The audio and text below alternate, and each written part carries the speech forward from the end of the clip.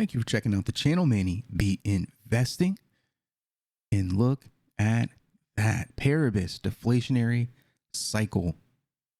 The last working day of the month here. So it's time for a burn. Let's take a look at the article.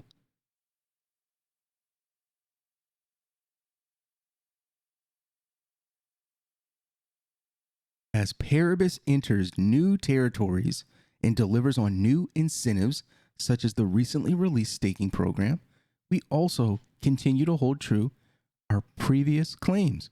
We are in a constant state of iteration and continually consider ways to increase value for our supporters.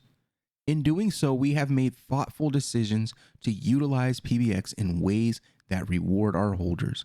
In October, we announced that PBX will become a deflationary token and will be generating this deflation from two different sources.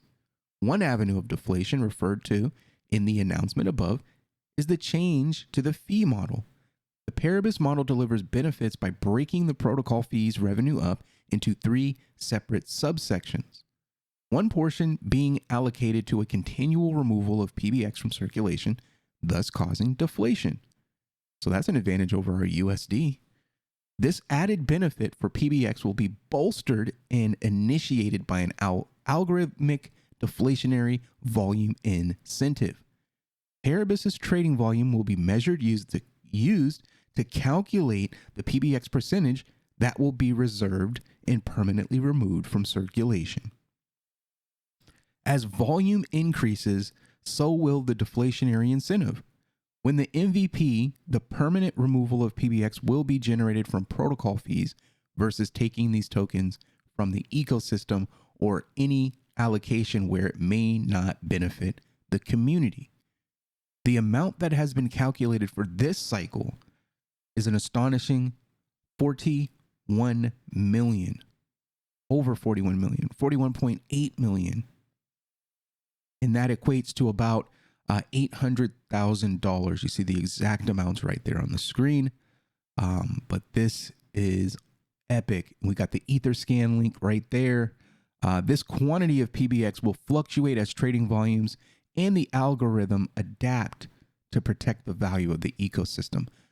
So that's it right there. I had talked about this in a few different live calls that we've done with them. And I said, burning is this thing that a lot of retailers love, and they just everything, burn. But what they don't understand with a lot of real projects, the token has utility. And if you burn too much of the token, it might affect the way the product works. It might affect the entire ecosystem, and you don't want that. So you want to keep a pulse on your tokenomics and make sure that there's enough tokens to be able to operate the platform the way it was meant to be operated.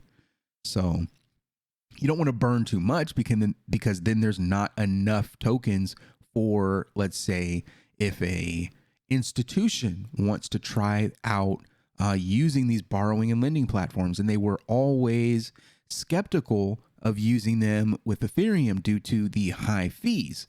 Now we're on Ethereum right now, but imagine we go to Arbitrum, we go to Cardano, and they're like, whoa, these fees are really low. I've been waiting for things to launch on Cardano before we jumped in. Let's try out this Paribus. And then you go, oh, well, we want to pick up X amount of tokens, but they aren't available. It breaks the platform. It causes problem. It creates unnatural demand, right?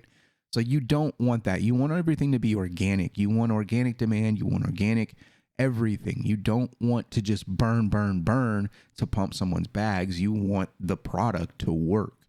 So burning it's a tricky thing sometimes. So I think they're considering all of the right things, but only time will tell if we get it right. Thank you for checking out the video. I'm pretty sure we'll be making a bunch more today. We'll see you then. Peace.